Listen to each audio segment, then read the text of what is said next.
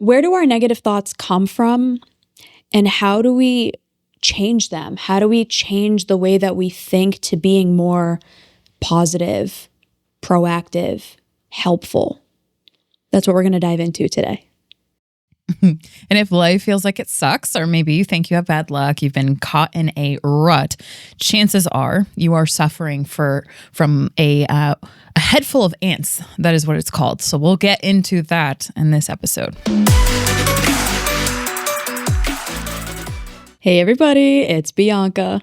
Welcome back, Evolvers. We're so grateful to have you for episode number 490, encouraging automatic thoughts, replacing those negative ones with helpful ones. And yes, we did say ants in the intro. So Bianca and I are going to share by the end of this episode how you can actually do that, because the reality is our brains are fascinating in the fact that they are honestly really good at skewing ourselves to the negative end of life. So while this episode isn't just going to be keeping it positive and kind of all that like toxic BS, we as practitioners in the field who help people every single day when it comes to their entire neural design, helping to change your life means changing your thoughts. And so stick with us in this episode. It's going to be a hot tempo one, which we love, a little spicy spice for you to integrate and start today. So let's get into it. Before we even dig in, Bianca, I want to kind of get us started a little bit with some data, because I think that, at least for me, it's been incredibly helpful. And I know when I actually share some of this data with clients, they're like, oh, that makes sense. And we want to make these episodes make sense for a world that is quote unquote intangible, right? The only time that our thoughts actually become tangible is when quote unquote, we write them down, right? Right now, Bianca, you have encouraged the Evolve community to do a 30-day journaling practice challenge. And that so far is on fire. Shout out to all of you Evolvers that are in that challenge. We have so many people doing it and it is so fun. And every single day, by just journaling, we are taking the thoughts that are in our head and tangibilizing them by putting them down, writing them down in our journals or typing them into our phones. But let's be real, that's the only time our thoughts become tangibilized. The only other version of that is if you're screaming that out like without a filter towards someone else. But even that, it doesn't feel sticky and tangible. So let's tangibilize this a little bit. Let's bring some numbers and then let's get practical in your world. So I have right in front of us estimates. So depends on what research institute or what research article you're actually looking at. But the general consensus, and Bianca, I'm curious if you've heard anything alternative to this as of late, but the general consensus is that estimates include about 90 to 95% of our daily thoughts are repetitive, and according to some studies, up to 80% can be negative or distorted. So I've mentioned some of these stats in former episodes, but if we think about how many thoughts we have a day, which again, depending on whether you're neurodivergent or neurotypical, it can range. But just think about that. Like 90 to 95% of our thoughts are just on constant repeat.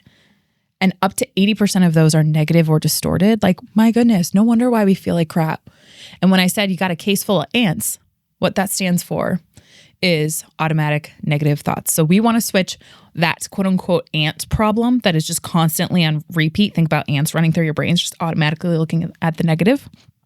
We don't want to switch that over to empowering thoughts, because when we have more empowering thoughts than we do automatic negative thoughts, our life, we have not only more control of it, but we have so much more possibility and we feel so much more capable in our day-to-day. We have 10 minutes to record, so this is going to feel a little hot tempoed, so stick with us while we do this. You might want to listen back to this a few times. So I broke this down into 4 subsections in the notes that I took. So what are ants, or you can call them gnats, negative automatic thoughts, or automatic negative thoughts? Either way, same thing. Mm-hmm. What is the precipitating factor, meaning what causes them? What is the maintaining factor, which is what keeps them going? Are they actually functional or useful, meaning what purpose do they serve? And then how do we replace and change them? So What are they? Negative automatic thoughts are these automatic, rapid, involuntary thoughts, meaning they are unconscious. We are not choosing to think this way. Interpretations or meaning makings of these situations that we are encountering. So let's say, for example, I swing my arms this way, I knock my drink over, I knock it all over my desk. Been there. A negative automatic thought might be, oh shit. And then other maybe unhelpful thoughts might come up of like, I'm such an idiot, I'm such a klutz, what is wrong with me, blah, blah, blah, blah, blah. We come up with this automatic negative interpretation or this negative automatic appraisal based on the situations that we have experienced in the past. So if growing up, anytime I knocked something over, one of my relatives said, you're an idiot, what's wrong with you? That gets encoded into how I see myself. And then I start thinking like that about me. So then when I knock something over, it's, oh, idiot. We're not choosing these. It's not like we're trying to think these. It's reflexive. And they're very, very emotionally charged. And per the data that you said, 80% of these negative or 80% of these thoughts are very negative. They're very biased towards what's wrong with us. Anything to add on that? I was just going to say, one of the things that is really fascinating that I've heard people get fascinated by is why would you just kind of say that I'm an idiot if your relative yelled at you when you did that? And one of the biggest key points that kind of is wildly overlooked and underrepresented, in my opinion, is that you are just essentially modeling what you see, modeling what you hear when you're a young kid. But the thing is, no one actually consciously is helping you separate what you heard and preventing you from what's known as internalizing whatever it is that you hear, right? So if a relative yells at you and says, you're such an idiot, right? Like, silly goose, like, but that was interpreted as like, oh, I'm bad, I'm wrong for doing that. That's like, no one's undoing that and peeling that out of you by the time that you get to your adulthood, right? Like very, very few people will have someone step in and say, like, do what this episode is going to start to do. So that's the only comment. Hi, my name is Kayleigh Putnam. I just wanted to come on here and talk about my experience with the Evolve team. Every single day, I learn new skills, not only my position, but also how to become the best and most aligned version of myself. I've learned through their support that I can achieve any goal I set my mind to, and anything that I want to happen will happen if I work hard enough. I've never met a group of more supportive and genuine people than at Evolve. Every single day, members check in on other members, asking if they're okay, what they can do to help, and it's such a caring environment. And I'm so grateful I got the opportunity to work with this team, because I feel like they've truly given me what I need to be successful in my future careers, and I'm so grateful for that.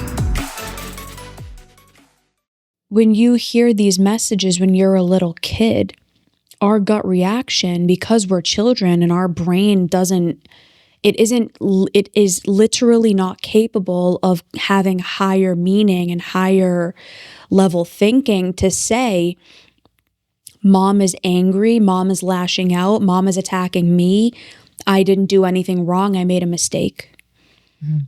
You just hear what mom says and it's like, oh my God, that must be true, I must be bad. Yeah. That is what precipitates or causes these negative automatic thoughts. It is the circumstances and the situations that we go through as children, in adolescence, later as adults, that cause us to think in these harmful and destructive ways. So it's these interpretations or these appraisals or these meaning makings that we are having that end up entering into something called a schema or a lens. So basically your entire world now is shaped through that lens or that schema of I am bad. In other words, you only see from that lens. For anyone on audio only, Amelia just pulled out the coolest sunglasses that are actually rose colored, which is really funny. I feel like they're perfect for this episode. All right. This is I'm done being a literally child. perfect.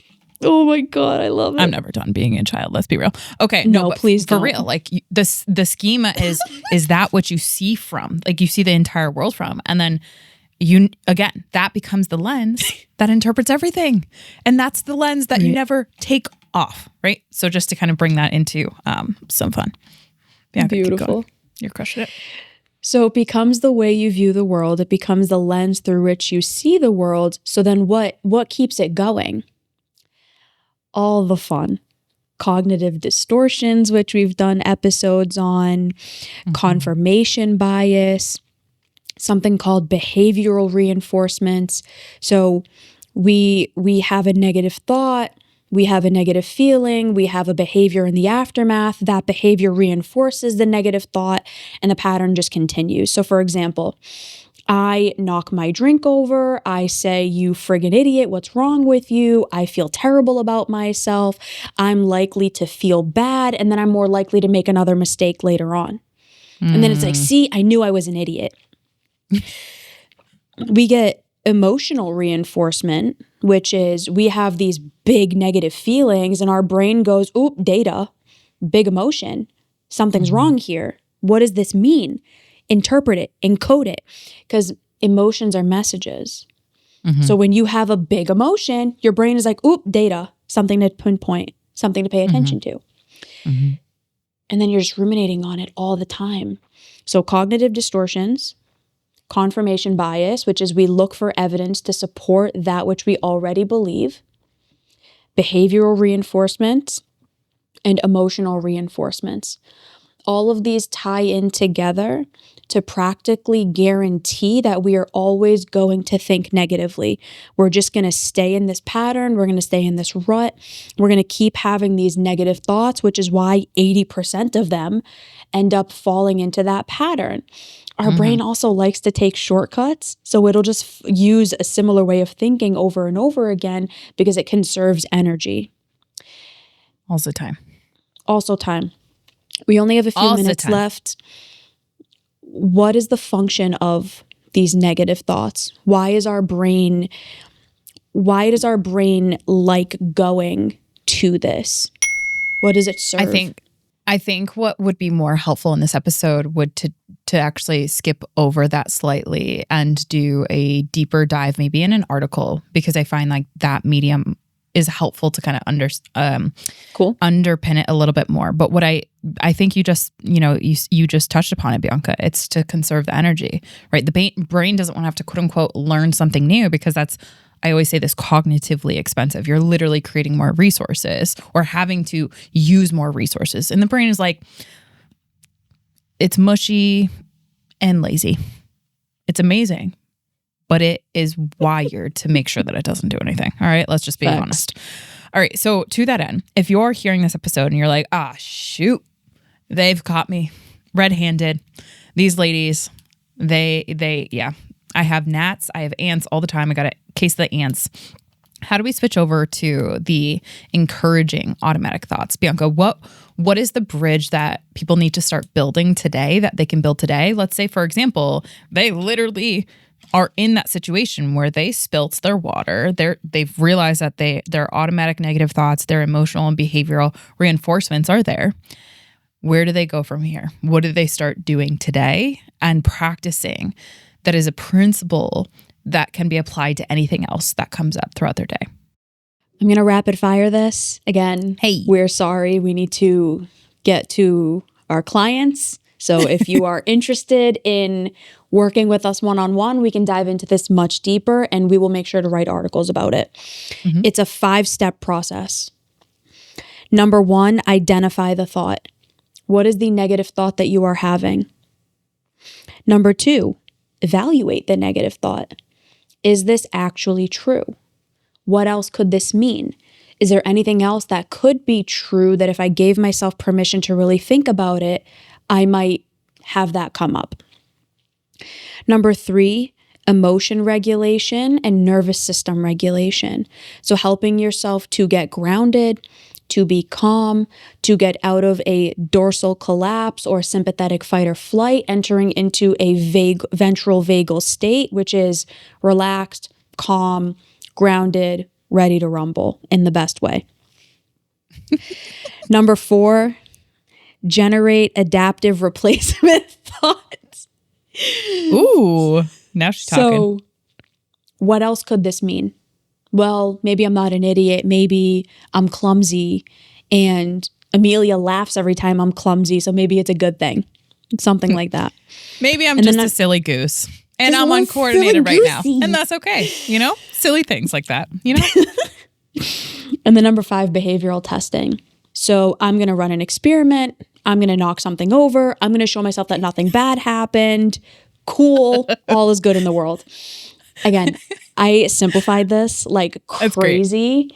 It's a little bit more than that. But again,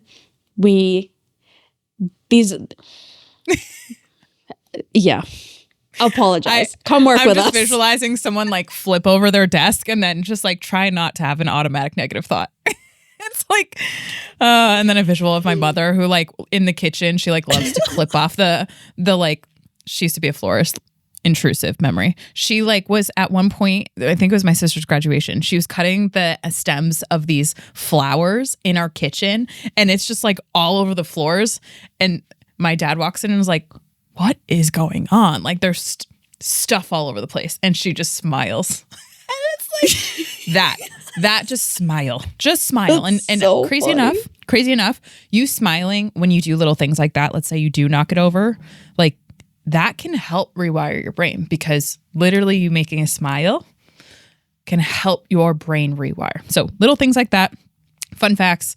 Yes, we will go a little bit deeper into this in an article. So my episode suggestion in closing, what to do when you feel like giving up. 366. Bianca?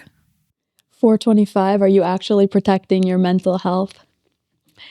This was a little silly willy episode, but the content remains the same.